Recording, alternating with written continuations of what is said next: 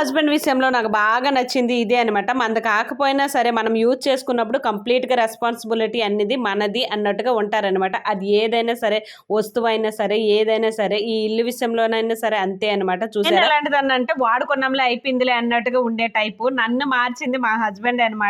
ఎక్కడైనా మనం ఉన్నాము అంటే అది కంప్లీట్‌గా మనది. మన తాలూకు రెస్పాన్సిబిలిటీ. మేము క్వార్టర్‌లో ఉండేటప్పుడు కూడా అంతే. క్వార్టర్ అయితే ఖాళీ చేయించినప్పుడు మేము ఎలా అయితే తీసుకున్నామో అంతకంటే నీట్‌గా వచ్చేటప్పుడు తుడిసి, మళ్ళీ ఒత్తి, ఎక్కడవక్కడ నీట్‌గా పెట్టి వాళ్ళకైతే అప్పజెప్పేవాళ్ళము. నిజంగా మా హస్బెండ్‌లో ఉన్న స్పెషాలిటీ అనమాట ఇది.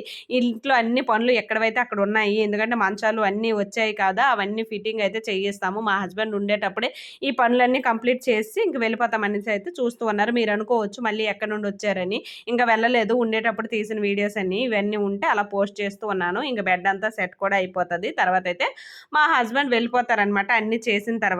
సో, ఇది వీడియోని ఇంతవరకు చూసారు కదా! నచ్చితే చిన్న లైక్. బాయ్.